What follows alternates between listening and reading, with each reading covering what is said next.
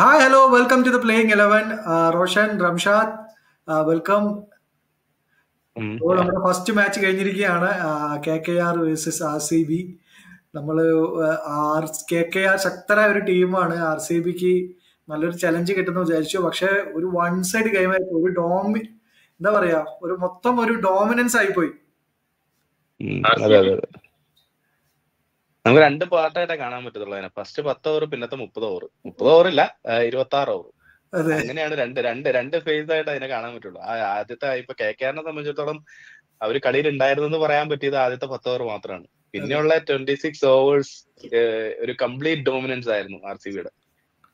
നമ്മൾ ആരും എക്സ്പെക്ട് ചെയ്തില്ല. കാരണം അവരുടേതായ KKRന്റെ ഡെൻ എന്ന് പറയുന്നത് അവരുടേതായ ഒരു സർവാധിപത്യമുള്ള ഒരു ഗ്രൗണ്ടാണ് അവർക്ക്.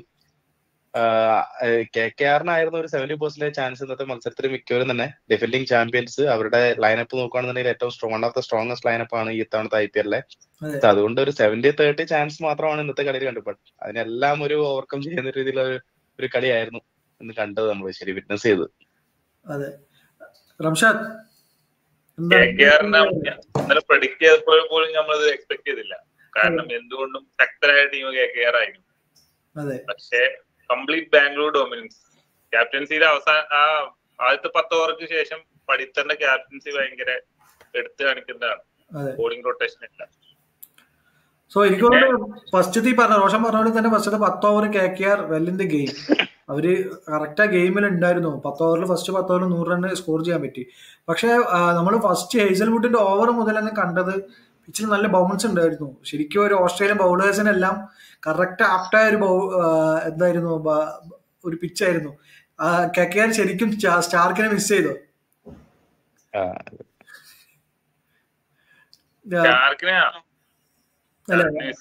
നമ്മൾ വിചാരിച്ചു ആൻഡ്രിക് നോറിക്കിനെയാണ് കളിപ്പിക്കാന്ന്. പക്ഷെ റോഷൻ പറഞ്ഞിരുന്നു കൂടുതലും സ്പെൻസർ ജോൺസനെ കളിപ്പിക്കാനാണ് ചാൻസ്. അതുപോലെ തന്നെ സ്പെൻസർ ജോൺസനെ കളിപ്പിച്ചു. ദേവദത്ത് പടിക്കൽ ഇമ്പാക്ട് സബ് വരും എന്നുള്ള കാര്യത്തിൽ നമ്മൾ നല്ല ചർച്ച ചെയ്തു. പക്ഷെ അവസാനം ദേവദത്ത് പടിക്കൽ തന്നെ അവർ കൊണ്ടുവന്നു ഇമ്പാക്ട് സബ്. പക്ഷെ എനിക്ക് തോന്നിയില്ല ദേവദത്ത് പടിക്കല് എത്രത്തോളം ഇനി അടുത്തുള്ള മാച്ചസിൽ ആള് പെർഫോം ചെയ്താൽ ഓക്കെ. പക്ഷെ ദേവദത്ത് പടിക്കൽ നമ്പർ 3 വരുന്ന സമയത്ത് ഈ പറഞ്ഞ പോലെ പട്ടിദാർ, ലിവിങ്സ്റ്റൺ ഇവരുടെയൊക്കെ പൊസിഷൻ ഒന്നുകൂടി താഴോട്ട് പോവാണ്. സോ അതൊരു പക്ഷെ കോഹ്ലി ഫിൽസാൾട്ട് ട്രീറ്റ് വാച്ചായിരുന്നു അല്ലെ ഫസ്റ്റ് ഓപ്പണിംഗ് പാർട്ണർഷിപ്പ്. ഞാൻ സത്യം പറഞ്ഞു കഴിഞ്ഞാൽ ഫിൽസാൾട്ടിന്റെ ഒരു അഗ്രസീവ് മൈൻഡ് സെറ്റ് ഫസ്റ്റ് ഓവറിൽ തന്നെ കണ്ടപ്പോൾ ഞാൻ വിചാരിച്ചു കോഹ്ലി ജസ്റ്റ് ഒന്ന് സ്റ്റെപ്പ് ബാക്ക് ചെയ്യുമെന്ന് ഞാൻ വിചാരിച്ചിരുന്നത്. ഞാൻ എക്സ്പെക്ട് ചെയ്തിരുന്ന കോഹ്ലി അങ്ങനെയാണ്. കാരണം ഇതൊരു വൻ ടാർഗറ്റ് ഒന്നും അല്ല. 174 എന്ന് പറയുന്നത് നമുക്ക് കോഹ്ലിയുടെ ഒരു നാച്ചുറൽ ഗെയിം വെച്ച് മുന്നോട്ട് പോകാവുന്ന ഒരു ടാർഗറ്റ് തന്നെയായിരുന്നു. ഫിൽസോൾസ് ഒരു സ്ഥലത്ത് അഗ്രസീവ് ആയപ്പോൾ. ബട്ട് സെക്കൻഡ് ഓവർ തുടങ്ങി കണ്ടത് കോഹ്ലിയുടെ ഒരു ഇന്റന്റ് ആണ്. ഫസ്റ്റ് ബോൾ കോഹ്ലി ഫേസ് ചെയ്ത ഫസ്റ്റ് ബോള് തീരെ ടൈമിംഗ് ഇല്ലാത്തൊരു ഷോട്ട് ആയിരുന്നു. Almost like A catch ball ആയിരുന്നു. ബട്ട് അതിനുശേഷം സ്പെൻസർ ജോൺസന്റെ 2 തുടർച്ചയായിട്ടുള്ള സ്ട്രേറ്റ് സിക്സ് കണ്ടപ്പോ തന്നെ മനസ്സിലായിരുന്നു കോഹ്ലിയുടെ ഇന്റന്റ്. അതെ, സെയിം ഷോട്ട് തന്നെ, രണ്ടും ഒരേപോലെ തന്നെ. അത് അതിൽ കേസ് ഉണ്ട്. കാരണം ആദ്യം റൗണ്ട് വിക്കറ്റിലാണ് ആൾ ബോൾ എറിഞ്ഞത്. പിന്നെ ആള് എൻഡ് ചേഞ്ച് ചെയ്ത് എറിഞ്ഞപ്പോഴും സെയിം ഷോട്ടാണ്. ബട്ട് സെയിം സ്ലോട്ടിൽ തന്നെയായിരുന്നു. അവര് ലെങ്ത്തും ലൈനും ഒന്നും മാറ്റിയില്ല, ജസ്റ്റ് എൻഡ് മാറിയെന്നേ ഉള്ളൂ. പക്ഷെ ശരിക്കും സ്ട്രൈറ്റ് ആവുന്ന തന്നെ. അത് രണ്ടാമത്തെ ഷോട്ട് എന്ന് പറയുമ്പോൾ കുറച്ചും കൂടി ബെറ്റർ ആയിട്ട് എനിക്ക് തോന്നിയത്. അപ്പോ പിന്നെ അതുപോലെ തന്നെ നമുക്ക് കാണാണ്ടായിരുന്നു. ഡെഫിനറ്റ്ലി. ബിക്കോസ് എന്ന് പറയാൻ ഞാൻ കോഹ്ലി ഒന്നും അധികം സ്ലോ സ്വീപ്പ് ഒന്നും ഇങ്ങനെ കളിച്ച് കണ്ടിട്ടില്ല. ഒരു എന്താ പറയാ, കോഹ്ലി ശരിക്കും നമ്മുടെ ടെക്സ്റ്റ് ബുക്ക് ഷോട്ട്സ് മാത്രം കളിച്ചുകൊണ്ടിരിക്കുന്ന ഒരാളെ ഇന്ന് വരുൺ ചക്രവർത്തിനെ കൗണ്ടർ ചെയ്തതൊക്കെ ശരിക്കും പറയാൻ കുറെ സ്ലോ സ്വീപ്പ് വെച്ചിട്ടാ. കുറെ കോഹ്ലി കളിച്ചത് മുഴുവൻ ഒരു അവര് ഡോമിനേറ്റ് ചെയ്യാൻ സമ്മതിക്കാത്ത രീതിയിൽ തന്നെയാണ് കളിച്ചു പോയത്. അതിന്റെ ഒരു റിസൾട്ട് കാണാനുണ്ടായിരുന്നു ഇന്നത്തെ കളിയിൽ മുഴുവൻ. പറഞ്ഞ കേസിലെ വരുൺ ചക്രവർത്തിനെ അവര് ഒന്നിനും സമ്മതിച്ചില്ല. ആദ്യം മുതലേ അറ്റാക്ക് ഫിൽസാൾട്ടും വിരാട് കോഹ്ലി. അതെ, വരുൺ ചക്ര 4 ഓവർ 43 വളരെ എക്സ്പെൻസീവ് ആയി പോയി. അപ്പോഴും സുനിൽ നരേൻ വന്ന് 4 ഓവർ 27 പോയി. ആ മനുഷ്യൻ ഗെയിമിലും 4 ഓവർ 27 ഇറങ്ങിട്ട് പോയി. അപ്പൊ കൊൽക്കത്തയുടെ ഫസ്റ്റ് ഇന്നിംഗ്സിൽ വരികയാണെന്നുണ്ടെങ്കിൽ നരേൻ വീണ്ടും ബാറ്റിങ്ങിലൂടെ നല്ലൊരു ത്രസ്റ്റ് കൊടുത്തു. അജിങ്ക്യ രഹാനെ ഇന്നിംഗ്സ് നമ്മള് വളരെ എന്താ പറയാ അപ്രിസിയേഷൻ കൊടുക്കുന്ന ഇന്നിംഗ്സ് ആണ്. ആള് വന്ന് നല്ലൊരു എക്സ്പ്ലോസീവ് ഇന്നിംഗ്സ് തന്നെയായിരുന്നു. നല്ല ക്രിക്കറ്റിംഗ് ഷോട്ട്സ് തന്നെയാണ്. പക്ഷെ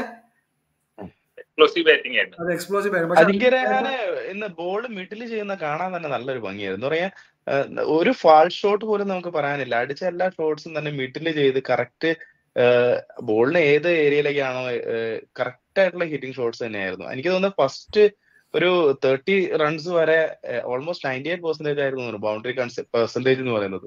ഓടിയെടുത്ത് റണ്ണേ എടുത്തിട്ടില്ല. അവർക്ക് ഫസ്റ്റ് 3 ഓവറിൽ 9 റൺസിന് 1 വിക്കറ്റ് എന്നുള്ള നിലയിൽ നിന്ന് പവർ പ്ലേ കഴിയുമ്പോഴത്തേക്ക് അവർ 64 എന്നുള്ള ലെവലിലേക്കായി. പിന്നെയുള്ള 3 ഓവറിൽ അജിങ്ക്യ രഹാനെ വാസ് ഡോമിനേറ്റിംഗ്. അതെ. സോ നമ്മൾ അങ്കുശ് രഘുവംശിയുടെ കാര്യം പറഞ്ഞു. ആള് ഒരു ടോപ്പ് ഓർഡർ ബാറ്ററാണ്. സോ അവർക്ക് രഘുവംശിനെ എങ്ങനെ അവർക്ക് അതിനുള്ളിൽ ടീമിനോട് ഫിറ്റ് ചെയ്യാൻ പറ്റുന്നു. പക്ഷെ ഈ രഘുവംശി നന്നായിട്ട് കളിച്ചു. പക്ഷെ രഘുവംശി വന്നതിൽ കൊണ്ടുള്ള പ്രശ്നം എന്താണെന്ന് വെച്ച് കഴിഞ്ഞാൽ റിങ്കു സിംഗ്, റസൽ, റമന്തി അവരുടെയൊക്കെ ബാറ്റിംഗ് ഓർഡർ വളരെ ഡൗൺ ദി ഓർഡറായി പോകുന്നൊരു ഫീല് വന്നു നമുക്ക്. സോ എനിക്ക് തോന്നുന്നു റിങ്കു സിംഗ് എല്ലാം മാക്സിമം ഒരു നമ്പർ 4, 5 വന്ന് കളിക്കേണ്ട ഒരു പ്ലെയറാണ്. വീണ്ടും ഈ പറഞ്ഞ പോലെ റിങ്കു സിംഗിനൊക്കെ നമ്പർ 6 നമ്പർ 7 ബാറ്റ് ചെയ്യിപ്പിക്കുന്നത് KKRനും അത്ര ശുഭകരമായിട്ടൊരു കാര്യമല്ല. റിങ്കു സിംഗ് എന്നൊരു പ്ലെയറിനെ സംബന്ധിച്ചിടത്തോളം ആ ഒരു ഇതല്ല. പക്ഷെ അങ്കുശ് രഘുവംശി നന്നായി കളിച്ചു. നല്ലൊരു ഇന്നിങ്സ് ആയിരുന്നു. ഒരു ലാസ്റ്റ് ഒരു ഒറ്റയ്ക്കായിരുന്നു കളിച്ചത്. നമ്മൾ ഡെത്ത് ബോളിങ്ങിന്റെ കാര്യം പറഞ്ഞു. ഡെത്ത് ബോളിങ്ങില് മേ ബി RCB സ്ട്രഗിൾ ചെയ്യും എന്ന് നമുക്കൊരു തോന്നലുണ്ടായിരുന്നു. പക്ഷെ ബ്രില്യന്റ് ആയിരുന്നു ഇന്നത്തെ ഡെത്ത് ബോളിംഗ് എന്ന് പറയുന്നത്. Yash Dayal and Hazlewood brilliant ആയിട്ട് എറിഞ്ഞു. ആ ബൗൺസ് തന്നെ ആയിരുന്നു ഇന്നത്തെ അവരുടെ ആയുധം. ആ കറക്റ്റ് ഫസ്റ്റ് ബോൾ ഹേസൽവുഡിന് മനസ്സിലായി ഈ പിച്ചിൽ ബൗൺസ് കിട്ടുന്നുണ്ടെന്ന്. ശേഷം നമുക്ക് ആ ബൗളിംഗ് ലെങ്ത് എടുത്ത് നോക്കിക്കഴിഞ്ഞാൽ ഓൾമോസ്റ്റ് ഒരു 70% ആ ഒരു ഹിറ്റ് ദ വിക്കറ്റ് ലെങ്ത് ആണ് എറിഞ്ഞത്. ഇന്നത്തെ ശരിക്കും പറഞ്ഞാൽ ഡെത്ത് ഓവറുകളിലേക്ക് നോക്കുകയാണെങ്കിൽ എനിക്ക് തോന്നുന്നു 15th ഓവറിന് ശേഷം അവർ 6 റൺസിന് മുകളിൽ കൺസീഡ് ചെയ്ത് 1 ഓവർ മാത്രമേ ഉണ്ടായിരുന്നുള്ളൂ എന്ന് എനിക്ക് തോന്നുന്നത്. ബാക്കി എല്ലാ ഓവറിലും അവരുടെ അത് എസ്പെഷ്യലി എനിക്ക് തോന്നുന്നത് റസലിന്റെ വിക്കറ്റ് ഇന്നത്തെ ഏറ്റവും best one of the best ball എന്ന് തന്നെ പറയേണ്ടി വരും. ഒരു സ്പിന്നറിന്റെ കയ്യിൽ നിന്ന് കാരണം അത്രയും നേരം തീരെ ഒരു കൺസിസ്റ്റന്റ് അല്ലാത്ത രീതിയിൽ ബോൾ ചെയ്തിരുന്നത് ആദ്യത്തെ 3 ഓവർ എറിഞ്ഞത് ഐ ഫീൽ ലൈക്ക് എന്താണ് പേടിച്ചെറിയുന്ന പോലെ. അതായത് ഒരു ലൈൻ ഇല്ല, ഒരു ലെങ്ത് ഇല്ല, അത്രയും രീതിയിൽ എറിഞ്ഞ ഒരു സുയാഷിനെ അല്ല ലാസ്റ്റ് ഓവറിൽ ആ ഒരൊറ്റ ബോൾ മതി ആ ഒരു കളിന്റെ ഒരു ഇത് മാറ്റി. അത് ഞാൻ പറയാൻ വരികയായിരുന്നു. കാരണം നമ്മളിപ്പോ സുയാഷ് ശർമ്മന്റെ സ്റ്റാറ്റ്സ് എടുത്ത് നോക്കിക്കഴിഞ്ഞാൽ അയാൾ ഈ കളിയിൽ എത്രത്തോളം കോൺട്രിബ്യൂട്ട് ചെയ്തിട്ടുണ്ട് നമുക്ക് അറിയാൻ കഴിയില്ല. കാരണം 4 ഓവർ 41 ആയിരിക്കും അയാളുടെ സ്റ്റാറ്റ്സ് കാണിക്കുക. പക്ഷെ ആ ഒരു വിക്കറ്റ് ഗെയിമിൽ ഉണ്ടാക്കിയ ഡിഫറൻസ് എന്ന് പറയുന്നത് വളരെ വലുതാണ്. ആ വിക്കറ്റ് പോവാതെ ഒരു സൈഡ് നിന്നിട്ടുണ്ടായിരുന്നെങ്കിൽ മേ ബി ഒരു 200-210 അവർ ചിലപ്പോൾ എത്തിയിട്ടുണ്ടാവും. ആ ഒരു വിക്കറ്റ് എത്രത്തോളം നമ്മളെപ്പോഴും ബാറ്റേഴ്സിന്റെ സ്റ്റാറ്റ്സ് നോക്കിക്കഴിഞ്ഞാൽ നമുക്ക് പറയാൻ പറ്റും ഭയങ്കര കോൺട്രിബ്യൂട്ടിങ് ആയിരുന്നു നമുക്ക് അറിയാൻ പറ്റും. പക്ഷെ ഈ ബൗളേഴ്സിന്റെ ഒരു ബോളൊക്കെ ആയിരിക്കും ചിലപ്പോൾ ഗെയിം ഡിഫൈൻ ചെയ്യുക. പക്ഷെ അവരുടെ മൊത്തം സ്റ്റാറ്റ്സ് എടുത്ത് നോക്കിയാൽ നമുക്കത് കാണാനും കഴിയില്ല. അങ്ങനത്തെ ഒരു പെർഫോമൻസ് ആയിരുന്നു സുയാഷ് ശർമ്മയുടെ. സുയാഷ് ശർമ്മ ആ ഒരു വിക്കറ്റ് ആയിരുന്നു ആളുടെ ഗെയിം ചേഞ്ചിങ് മൊമെന്റ് എന്ന് എനിക്ക് തോന്നുന്നു ഈ കളിയില്. അതൊരു സ്പിന്നറിന്റെ കയ്യിൽ നിന്ന് നമുക്ക് ആ ഒരു ബോള് ശരിക്കും പറയാൻ റോങ് റൺ ചെയ്തത് എന്ന് പറയുമ്പോൾ വളരെ ടേൺ ആയിരുന്നു. നമുക്ക് നല്ല രീതിയിൽ ഒരു ഓഫ് സ്റ്റമ്പിന് ഒരു 5th സ്റ്റമ്പ് ലെങ്തില് പിച്ച് ചെയ്ത പന്ത് ലെഗ് സ്റ്റമ്പാണ് ഇത് പോയത്. അതിന്റെ തൊട്ട് മുമ്പത്തെ ബോള് കറക്റ്റ് നല്ലൊരു ലെഗ് സ്പിന്നും ആയിരുന്നു. സോ ആള് നന്നായിട്ട് അതിനെ ആ ബോളിലോട്ട് കൊണ്ടുവന്നതാണ്. അതൊരു ലെഗ് സ്പിൻ ഇട്ട് കൊടുത്ത് നല്ലൊരു ലെഗ് സ്പിൻ ഇട്ട് അടുത്ത ബോള് ഗൂഗിളിൽ ഇട്ട് നല്ലൊരു ട്രാപ്പായിരുന്നു അത്. പിന്നെ ബാംഗ്ലൂർ സൈഡ് വരികയാണെന്നുണ്ടെങ്കിൽ ഫസ്റ്റ് നീ പറഞ്ഞ പോലെ ഫസ്റ്റ് പവർ പ്ലേയിൽ തന്നെ കളി കഴിഞ്ഞു. നമുക്ക് പറയാനുള്ള ഒരാള് കൃണാൽ പാണ്ഡ്യയെ നമ്മൾ പറഞ്ഞില്ല.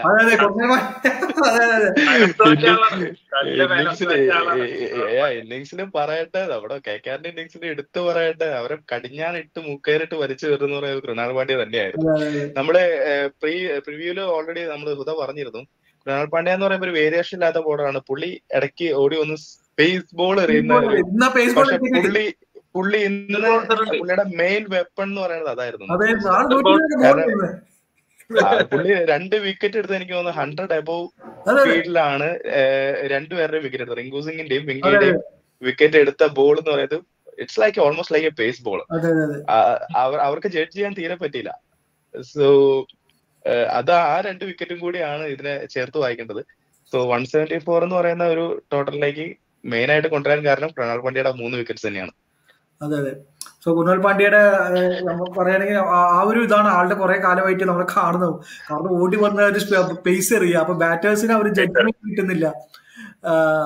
അതും ഭയങ്കര നല്ലൊരു പെർഫോമൻസ് ആയിരുന്നു. മൊത്തത്തില് 10 ഓവറിന് ശേഷം കൈവിട്ട്, അതായത് ആ ഒരു കളിയിലോട്ട് കൊണ്ടുവന്നത് നല്ല രസമായിരുന്നു കാണാൻ. നമ്മൾ RCBയുടെ കളികളിൽ അധികം കാണാത്തൊരു കാര്യമാണ്. നമ്മൾ കണ്ടിട്ടുണ്ട് SRHന്റെ കളികളിലോ അല്ലെങ്കിൽ ബാക്കിയുള്ള ടീം CSK മുംബൈയൊക്കെ നമ്മൾ ഇത് ചെയ്യുന്നത് കണ്ടിട്ടുണ്ട്. പക്ഷെ നമ്മൾ RCBയുടെ നേരെ തിരിച്ചാ കാണല്. ചിലപ്പോൾ ഫസ്റ്റ് ഇനീഷ്യൽ ഓവേഴ്സിലൊക്കെ ചിലപ്പോൾ വിക്കറ്റ് എടുക്കും, അത് കഴിഞ്ഞ് ഡെത്ത് ഓവേഴ്സിലെല്ലാം 5 ഓവറിൽ 70, 80 എല്ലാം കൊടുക്കുന്ന ഒരു RCBയാണ് നമ്മൾ കണ്ടിട്ടുള്ളത്. നമ്മൾ കഴിഞ്ഞ പ്രിവ്യൂലെല്ലാം പറഞ്ഞു RCB കറക്റ്റായിട്ട് ബൗളേഴ്സിൽ ഇൻവെസ്റ്റ് ചെയ്തിട്ടുണ്ട്. സോ അത് നമുക്ക് ഈ ഗെയിമിൽ കൃത്യമായിട്ട് കാണാനുണ്ടായിരുന്നു. സുയാഷ് ശർമ്മ ആയിക്കോട്ടെ, പാണ്ഡെ ആയിക്കോട്ടെ, ഹേസൽവുഡ് ആയിക്കോട്ടെ, എല്ലാവരും നന്നായിട്ട് ബോൾ ചെയ്ത് എല്ലാവരും വിക്കറ്റ് എടുത്തു, ലിവിങ്സ്റ്റൺ ഒഴികെ. പക്ഷെ ലിവിങ്സ്റ്റനും 2 ഓവർ 14 കൊടുത്തുള്ളൂ, നല്ല 2 ഓവർ. ഭൂവി എന്താ കളിച്ചില്ല റോഷൻ?